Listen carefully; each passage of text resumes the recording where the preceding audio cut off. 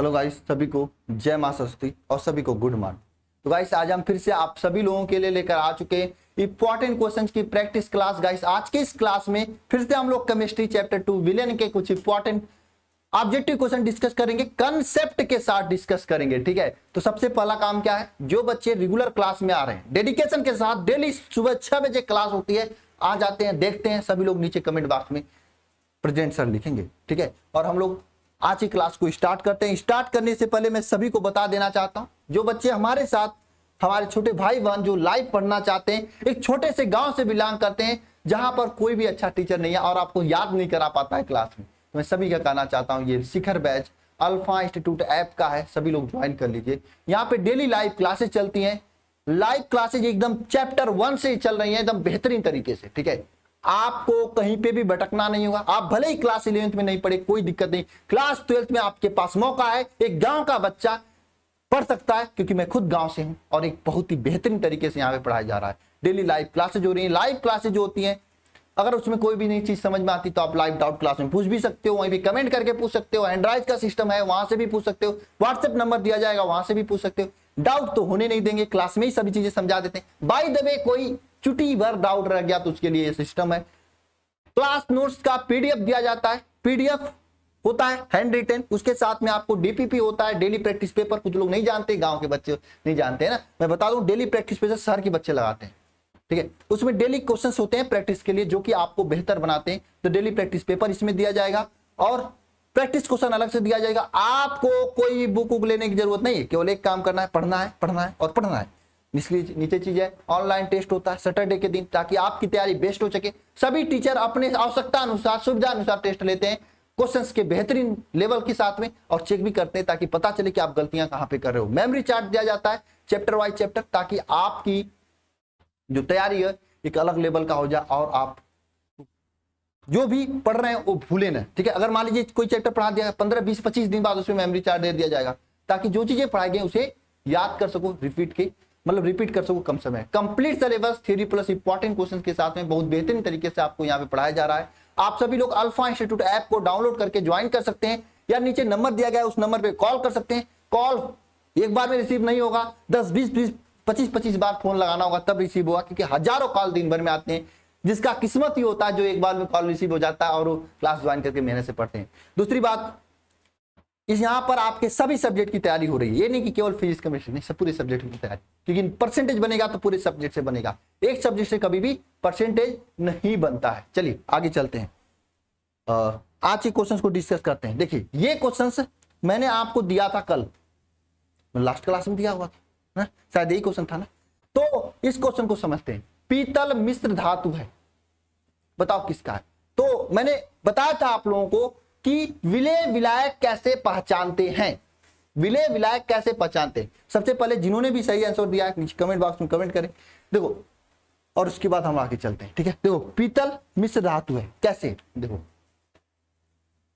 पीतल किससे किससे मिलकर बनता है, पहले आपको यह पता होना चाहिए। पीतल किससे किससे मिलकर बनता है, बताओ। यह जिंक और कापर। अगर भाई आपको आगे चल के एनडीए वगैरह का एग्जाम देना तो याद कर लो, नीट उट में भी पूछा जाता है, जिंक और कापर का मिश्रण से पीतल बनता है। तो ये देखो, कापर भी ठोस है और जिंक भी ठोस है, ये जिंक भी ठोस है, ये कापर भी ठोस है। ठोस को ठोस में मिलाया जाता है, ठोस को ठोस में मिलाया जाएगा तो ये विलयन कैसा होगा, ठोस विलयन होगा।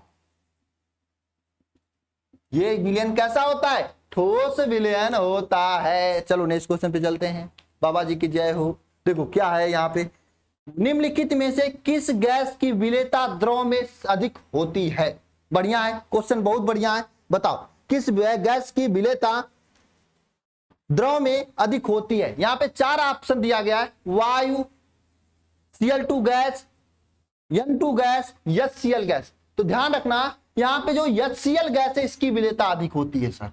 क्यों अधिक होती है सर, क्योंकि यहाँ पे हाइड्रोजन बंध पाया जाता है, जो कि जल के साथ हाइड्रोजन बंध बना लेता है, जिसके कारण यहाँ पे इसकी विलेयता अधिक होती है। वही बात, जैसे आपको क्या है, कहीं जाते हो किसी शहर में, कोई एग्जाम मान लो पड़ गया, किसी शहर में हो गया, मान लो दिल्ली में किसी का एग्जाम पड़ गया। अब जिसका कोई रिलेटिव दिल्ली में रह रहा होता है, उसके लिए तो दिल्ली आसान है, वो आएगा उसके घर चला जाएगा। जिसके पास नहीं कोई इरादा, जैसे ऑक्सीजन Cl2 N2, वो कहाँ ही जाएगा, तो स्टेशन पे सोएगा, दिक्कत होगी, कठिनाइयां आएंगी। तो जल में हाइड्रोजन बंद होता है और जैसे ही एच जाते हैं हाइड्रोजन बंद वहां पे बन जाता है, जिससे उसकी विलेयता अधिक हो जाती है। चलिए नेक्स्ट क्वेश्चन पे चलते हैं। ये अगला क्वेश्चन है, मुख्यतः ताप में वृद्धि करने पर किसी गैस की द्रव में विलेयता पर क्या प्रभाव पड़ता है? बताओ भाई, मुख्यतः ताप में वृद्धि करने पर किसी गैस की द्रव में विलेयता का क्या प्रभाव पड़ता है?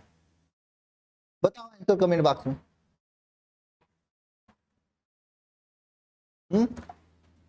बताओ घटती है या बढ़ती है? देखो ताप को वृद्धि करने पर, मैं इसको रफ करता हूं उसके बाद बताता हूं।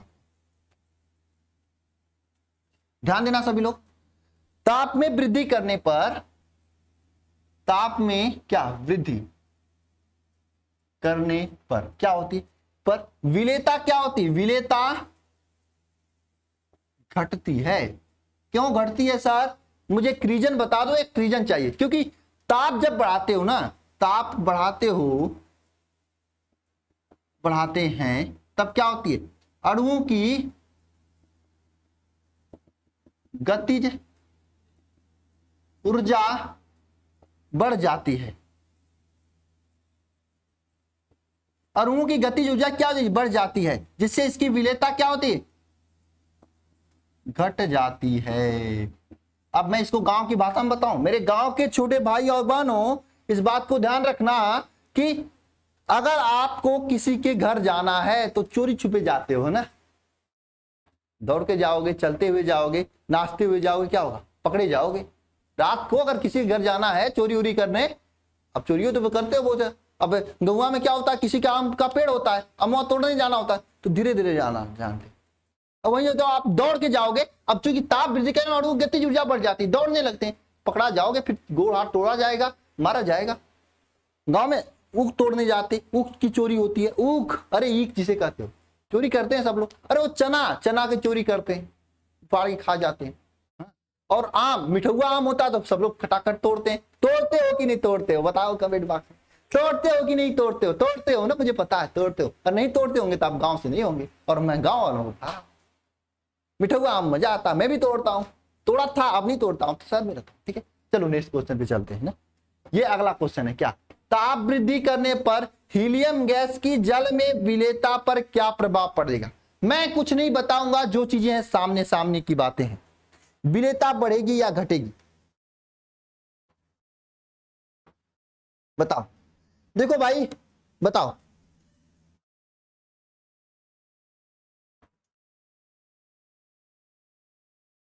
बताओ। कुछ लोगों के दिमाग में आ गई सर ताप वृद्धि करने पे विलेयता घटती है क्योंकि हीलियम गैस के अणुओं की गतिज ऊर्जा बढ़ जाएगी। कितने लोगों के दिमाग में, कितने लोगों के दिमाग में है? बताओ, सबके दिमाग में है। देखो भाई घटेगी नहीं बढ़ेगी। सर सर सर सर आपने चीटिंग किया है, कुछ लोग कहेंगे चीटिंग किया है आपने, आप गलत बात करते हो, चोरी करते हो, फंसा देते हो मुझे, कंसेप्ट क्लियर नहीं करते हो। अभी आपने बताया कि चोरी चोरी जाना चाहिए, ताप वृद्धि करने पर गतिज ऊर्जा बढ़ जाती है, विलेयता घट जाती है।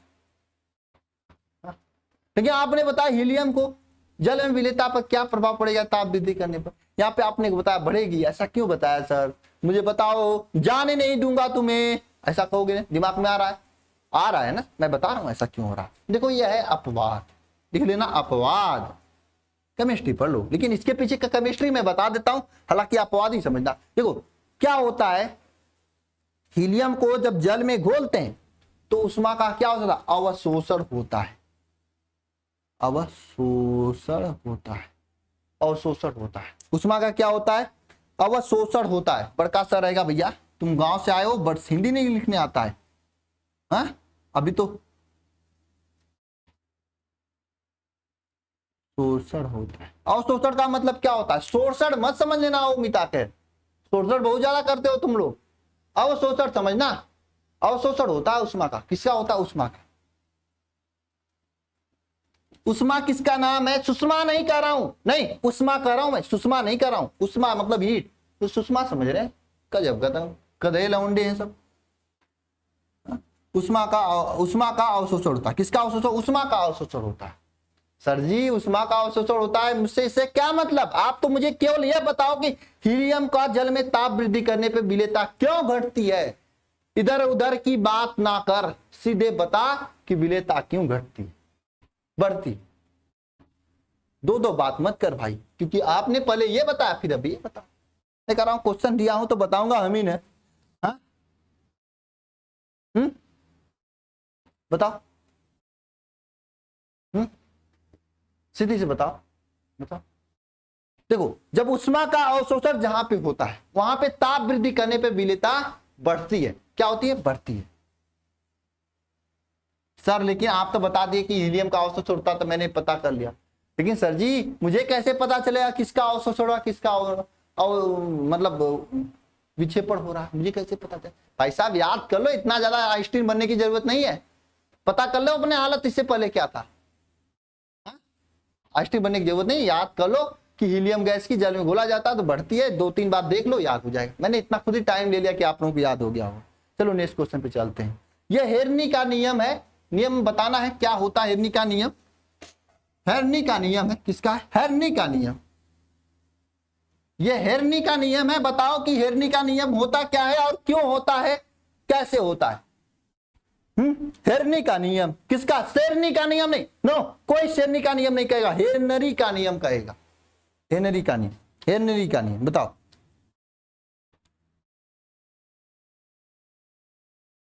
हेनरी का नियम क्या था? स्थिर ताप पर किसी गैस की द्रव में विलेयता उसके दाब के समानुपाती होता है। हेनरी के नियमानुसार आप भी लिख लेना, कभी कभी सब्जेक्टिव में पूछेगा तो आपको काम देगा। स्थिर ताप पर क्या होता है? स्थिर ताप पर किसी गैस की विलेयता उसके किसी गैस की विलेयता उसके दाब के समानुपाती होता है। उसके दाब के समानुपाती होता है। स्थिर ताप पर किसी गैस की विलेयता उसके दाब के समानुपाती होता है। ताप सनवा कौन सा सही होगा? हेनरी का नियम। शेरनी कोई नहीं पड़ेगा, इसे हेनरी पड़ेगा। ठीक है, किसी को शेर शेरनी नहीं बनाया जाता ऐसे ही। 56 इंच का सीना चाहिए शेर शेरनी के लिए, और इसके पास होगा कीड़ा? नहीं होगा ना। तो हेनरी के नियम से क्या? किसी गैस की विलेयता यम उसके दाब के समानुपाती होगा, यानी ऑप्शन नंबर ए सही होगा। चले नेक्स्ट क्वेश्चन पे। अगला क्वेश्चन ये है आपका, हेनरी के नियमानुसार क्या आवश्यक होता? अनुपालन के लिए क्या आवश्यक होता? अरे अंधे हो क्या? मैं लिखा हूं यहाँ पे, छोटे बच्चे हो क्या? नहीं, अंधे हो क्या? स्थिर ताप पर, किस पे? स्थिर ताप पर ताप अधिक होना चाहिए, दाब अधिक होना चाहिए। गैस की विलेय में बहुत कम विलेय होना चाहिए। ऑप्शन है आपके सामने, बताओ। छोटे बच्चे तो नहीं हो, आप बताओ क्या है, क्या सही हो? बताओ।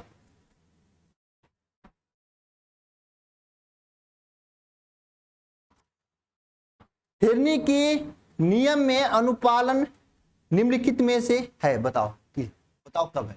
हेनरी के नियम के अनुपालन के लिए निम्नलिखित में से आवश्यक है, क्या है? बताओ। देखो सबसे पहला आवश्यकता की क्या? सबसे पहला क्या? छोटे बच्चे हो क्या? ध्यान इधर दो, बच्चे नहीं हो छोटे, इधर ध्यान दो। पहला क्या आवश्यक है आप लोगों का? कि स्थिर ताप पर, ताप क्या होना चाहिए? स्थिर होना चाहिए। ठीक है, दूसरा क्या होना चाहिए? देखो भाई, दाब बहुत अधिक होना चाहिए, ताप बहुत अधिक होना चाहिए। ये सब तो गलत बात है ना। ताप स्थिर होना चाहिए, दाब से कोई मतलब है नहीं है, दाब के तो समानुपाती है ही। तीसरा नियम देखो क्या है? विलायक में बहुत कम विलेय होना चाहिए। शब्द क्या है? विलायक में बहुत कम विलेय होना चाहिए। भाई अपने आप मिल जाएगा तो ये हेनरी का नियम के जरूरत ही क्या पड़ेगा? किसी गैस की विलेयता उसके दाब के समानुपाती होने की जरूरत ही क्या पड़ेगा जब अपने आप विलेय हो जाएगा। यानी तीसरा नियम क्या है? गैस विलायक में बहुत कम विलेय होना चाहिए। क्या? गैस विलायक में बहुत कम क्या होना चाहिए? विलेय होना चाहिए, होना चाहिए। ये दूसरा शर्त होता है। पहला शर्त क्या? स्थिर ताप होना चाहिए। दूसरा शर्त क्या? गैस विलायक में बहुत कम विलय होना चाहिए, यानी ऑप्शन नंबर सी सही होगा। चले आगे, बताओ, चले आगे, ये आगे का क्वेश्चन है आपके लिए है, हम आगे डिस्कस करेंगे इसको, ये आपके लिए जनाब, आपके लिए है, बता देना मुझे कमेंट बॉक्स में। और हाँ, जो भी नए हैं भैया, आप लोगों के लिए मैं कहना चाहता हूं, जिंदगी सुधर जाएगी, परसेंटेज आ जाएगा, नौकरी हो लग जाएगी, छोकरी मिल जाएगी, शादी ब्याह हो जाएगा, क्लास ले लो, ज्वाइन कर लो, मेहनत कर लो भाई। देखो भाई, मेहनत करना हो तभी क्लास लेना, नहीं मेहनत करना है, पापा मम्मी का पैसा मुझे देना है तो मत लेना भाई, मुझे पैसा नहीं चाहिए, कि इधर से लेंगे उधर भर देंगे। मेहनत करना हो तभी लेना, पूरा पहले सोच लेना, हाँ पढ़ूंगा, दिल से पूछना, हाँ ए दिलवा पढ़ूंगा, हाँ पढ़ूंगा, आवाज अंदर से आएगी तैयार हो तो ले लेना, लेट मत करना। एक बार और ये भी पूछना, नहीं पढ़ूंगा तो क्या करूंगा, पता चल जाएगा, पढ़ूंगा तो क्या करूंगा, नहीं पढ़ूंगा तो क्या करूंगा, दोनों आवाज आना चाहिए। पढ़ना पड़ेगा आपको, आज नहीं पढ़ोगे तो कल पढ़ोगे, नहीं पढ़ोगे तो खटोगे, आज नहीं मेहनत करोगे तो कल मेहनत करोगे, इसलिए समय से ले लो, मेहनत करो, टॉप करो, यही मेरी शुभकामनाएं आपके साथ हैं। ठीक है, चलिए अल्फा इंस्टीट्यूट ऐप डाउनलोड कर लेना या नीचे नंबर कॉल कर लेना। ठीक है, मिलते हैं नेक्स्ट क्लास में, सभी को धन्यवाद, थैंक यू, जय मां सरस्वती।